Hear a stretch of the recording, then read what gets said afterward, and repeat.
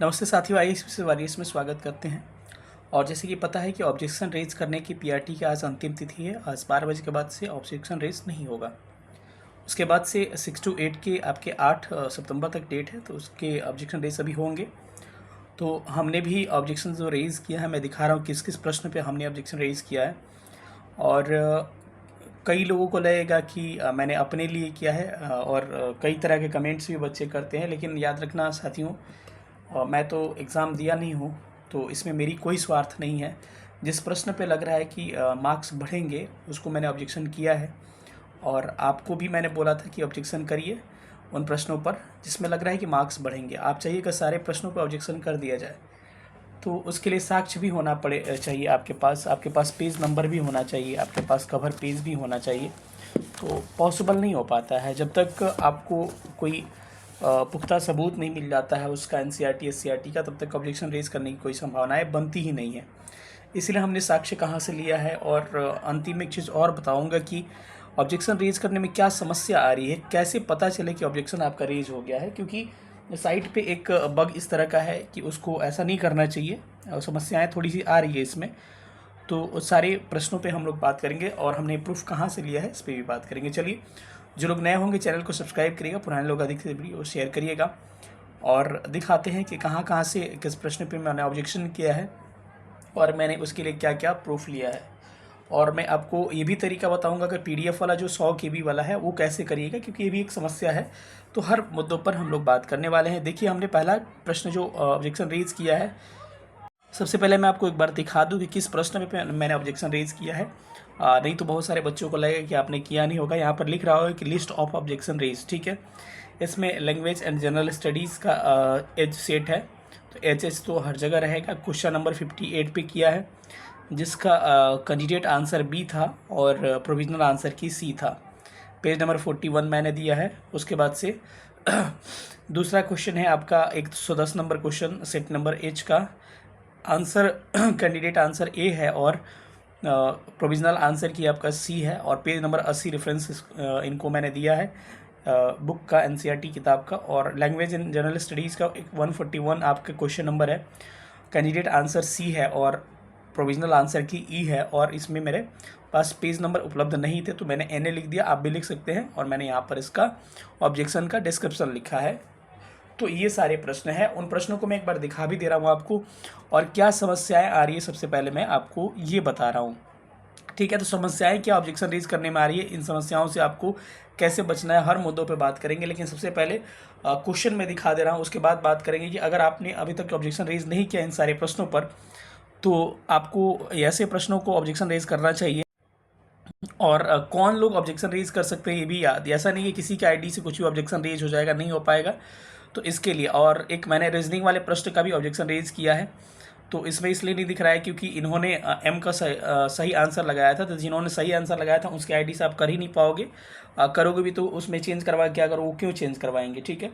तो किसी दूसरे आईडी से मैंने किया है उसको, ठीक है। तो अब मैं सबसे पहले दिखा रहा हूँ किन किन प्रश्नों पे किया है, और मैं बताऊंगा कि लास्ट में क्या प्रॉब्लम आ रही है, कैसे पता चलेगा कि आपके ऑब्जेक्शन रेज दर्ज हो चुके हैं। सबसे बड़ी बात यह है, ऐसा नहीं कि आपका ऑब्जेक्शन रेज हुआ ही नहीं, आप समझ रहे हैं कि हो गया है। तो इन सब मुद्दों पे हम लोग बात करने वाले हैं। तो चलिए मैं आपको दिखा रहा हूँ कि किस प्रश्न पे मैंने ऑब्जेक्शन रेज किया है। फर्स्ट ऑफ ऑल ये प्रश्न है 58 नंबर की, निम्न में से बिहार की सबसे पुरानी नदी घाटी परियोजना कौन सी है। इसमें मैंने ऑब्जेक्शन रेज किया था, और इसका कमीशन आंसर क्या था, ऑप्शन नंबर सी था। लेकिन इसको हम ऑप्शन नंबर ए पे बी पर इसको सही करवाने के लिए मैंने इसको किया है, क्योंकि बहुत सारे बच्चों का क्या है, आपको मतलब इस पे सोन नदी ही है और इसका होना भी चाहिए। तो बहुत सारी चीज़ें हैं, तो ध्यान रखिएगा, आपके लिए ही मैं कर रहा हूँ। नहीं तो मुझे 2 बजे रात, 2:30 बजे रात में जग के मैंने इस काम को किया है। अंततः 3 सवा 3 हो गए थे इसको कंप्लीट करने में मुझे, ठीक है। तो ये सब साइट में भी इशू आ रहा था, तो इसको मैंने साक्ष्य कहाँ से दिया है मैं आपको दिखा दे रहा हूँ।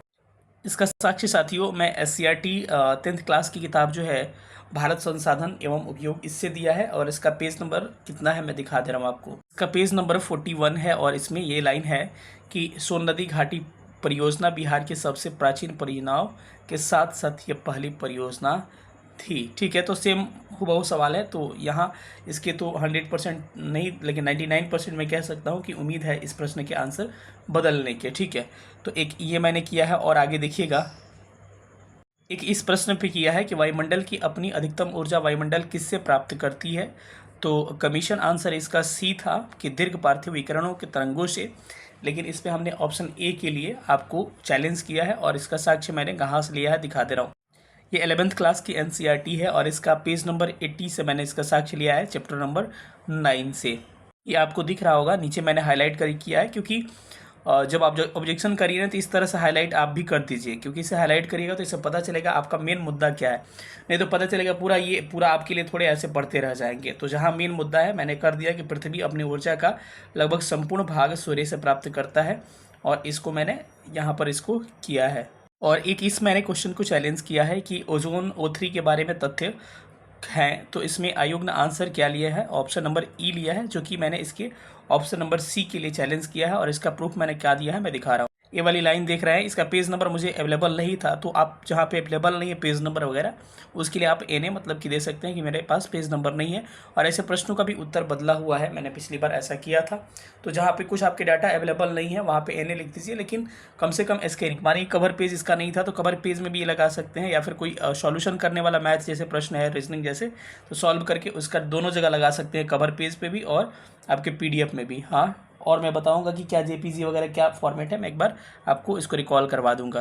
और हाँ, एक इस प्रश्न पे मैंने किया है ऑब्जेक्शन, जो कि मैं शुरू में बता नहीं पाया था, किसी दूसरे आईडी से किया है, क्योंकि इस पर भी बच्चे कह रहे थे कि खाद्य श्रृंखला में कीटभक्षी पौधे की पौष्टिक स्तर का नाम क्या है।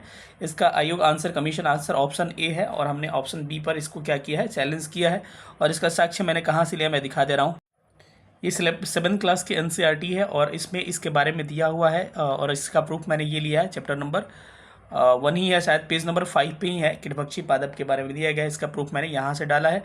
और यहाँ पर पूछा भी गया है कि क्या यदि घटपर्णी हरा होता तो प्रकाश संश्लेषण संपादित करता, तो ये कीटों को भक्षण क्यों करता है, इस तरह से यहाँ पर दे रखा है। इसको मैंने प्रूफ लिया है। तो एनसीईआरटी पेज नंबर 5 आपको मिल जाएगा। आपको कहाँ पर, 7th क्लास के एनसीईआरटी फर्स्ट चैप्टर में ही ये चीज़ें उपलब्ध है। इसके अलावा एक रीजनिंग के जो प्रश्न थे मैंने उस पर आपत्ति दर्ज किया है।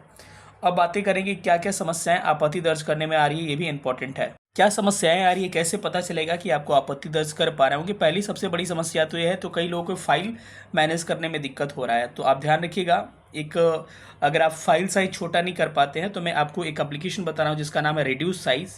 ठीक है, आप साइज करिएगा, रिड्यूस साइज करके आप सर्च करिएगा। इसमें एक ब्लू कलर का आएगा, वहीं आपके उसमें आई लिखा हुआ। उससे क्या होगा कि फाइल सेलेक्ट कुछ भी करिएगा ना, इमेज के लिए, जेपीजी के लिए है, तो जेपीजी के लिए साइज़ वहाँ सेलेक्ट करके आप क्या करिए, कंप्रेस साइज़ कर लीजिए अपने हिसाब से, परसेंटेज घटाने वाला है। तो उसमें आपको 50 KB, 40 KB, 30 KB तक का फाइल बन जाएगा। ध्यान रखिएगा 100 KB का है तो हो सकता है 80 KB वाला नहीं लेता है फिर भी कभी कभी। तो आप साइज़ को एकदम कम से कम रखिएगा, लेकिन इतना भी कम मत रखिएगा कि आपको समझ में ही नहीं आए क्या लिखा हुआ है, सामने वाले को समझ में नहीं आया। ठीक है, तो थोड़ा सा ठीक ठाक रखिएगा। दूसरा चीज़ कि आपको पीडीएफ मांग रहा है कौन सा प्रूफ का, ये तो कवर पेज के लिए जेपीजी है। तो पीडीएफ के लिए क्या करना है, सबसे पहले साइज़ को रिड्यूस कर लीजिएगा फोटो खींच के, किससे, इसी से, रिड्यूस साइज वाले इमेज से। ठीक है, इससे। ठीक है, उसके बाद से क्या करना है कि पीडीएफ जब बनाना है तो इसको इसी पिक को ले लीजिए, किस पे, एडोब स्कैनर या फिर किसी स्कैनर पर, वहाँ से साइज़ आपको ऑलरेडी यहाँ साइज़ मैनेज रहेगा और यहाँ पे पीडीएफ में कन्वर्ट हो जाएगा। तो आपको वहाँ से आसानी से अपलोड कर सकते हैं, क्योंकि बच्चों को इसी में समस्या आ रहा है। और क्या मैंने आपको बताया था कि कैसे कैसे लिखना है ऑब्जेक्शन रेज करने में, डिस्क्रिप्शन क्या लिखना है कि according to commission correct answer is option C, but according to textbook NCERT class 11th ऐसे करके जो भी लिखना है, correct answer is option this, मतलब कुछ भी सी डी जो भी करना है कर लीजिएगा। और वहाँ के बाद से डिस्क्रिप्शन, पेज नंबर वगैरह लिख सकते हैं। समस्या क्या आ रही है कि आपको कैसे पता चलेगा कि ऑब्जेक्शन रेज हुआ है, ये भी एक बड़ी समस्या है। आपको क्या करना है कि जब अब एक सबमिट का, कई लोग ऐसे लिस्ट बन जाता है तो लगता है कि उनका सबमिट हो गया, लेकिन नहीं भाई। इस कॉर्नर में ध्यान रखिएगा, ये बड़ी बात है, इस कॉर्नर में आपको एक सबमिट का बटन आएगा, इसके नीचे आएगा, थोड़ा सा मैं नहीं दिखा पा रहा हूँ, यहाँ पर लिखा होगा सबमिट, और सारे ऊपर का मिला लीजिएगा और यहाँ से आप सबमिट क्लिक करिएगा। ठीक है, सबमिट क्लिक करने पर प्रॉब्लम एक ये आ रहा है कि पूरा आपका पेज ही ब्लैंक हो जा रहा है। और ब्लैंक होने के बाद से मैं भी डर गया था, क्योंकि इतना मेहनत लगा था और रात के 2:30-3 बज रहे थे कि उस समय फिर से सारी चीज़ें लिखना पड़ेगा। तो पहली बार वाले ऑब्जेक्शन में तो मैंने दोबारा सब चीज़ फिर लिखा, क्योंकि दोबारा मैं लॉगिन किया तो फिर ऑब्जेक्शन रेज करने का जगह आ रहा था, वहाँ से मैंने क्लिक किया, फिर ऑब्जेक्शन रेज हो रहा था।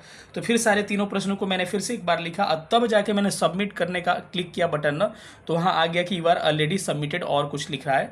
तो उसका मतलब हो गया कि आपका जो ऑब्जेक्शन है वो रेज हो चुका है, उसका मतलब ये हो गया। ठीक है, तो अब इसके लिए क्या करना है कि आप अगर चाहते हैं कि ज़्यादा मेहनत नहीं करना पड़े, क्योंकि फिर से लिख के फिर सबमिट करेगा तब जाके लिखेगा कि your objection is submitted already, तो आपको क्या करना है कि आपको जो 4-5 प्रश्न पे विवाद है तो उसमें आपको उसको साक्ष्य वगैरह देकर ऐसे लिस्टिंग को सबमिट कर दीजिएगा। अगर ब्लैंक हो गया तो समझिए आपको हो गया है। अगर चेक करना है तो क्या करिएगा, बस एक क्वेश्चन एक बार क्या करिएगा लिख लीजिएगा पूरा और उसको साक्ष्य डाल दीजिएगा और एक क्वेश्चन को ही सबमिट करने की कोशिश करिएगा, क्योंकि आपको पहले ही पता है कि आपने ऑब्जेक्शन सब पे कर दिया है तो ऑलरेडी लिख के आ जाएगा कि यू आर ऑलरेडी सबमिटेड। ठीक है, तो आप समझिएगा आपका हो चुका है। स्क्रीनशॉट लेने का तो मौका भी नहीं मिल रहा है, किसी तरह मैंने इसको लिया है। ठीक है, तो यही आपको ऑब्जेक्शन रेज करने का तरीका है। हर चीज़ें मैंने बता दिया। आज लास्ट डेट है, आप चाहो तो इन प्रश्नों पर ऑब्जेक्शन कर सकते हो। बाकी आप देख लीजिएगा आपके हिसाब से जो प्रश्न पे आपको ऑब्जेक्शन करना है आप कर सकते हैं। कैसा लगा सेशन आप लोग बताइएगा। फिर मिलेंगे अगले सेशन में, तब तक अपना ख्याल रखिएगा। सेशन देखने के लिए बहुत बहुत धन्यवाद। Thank you so much.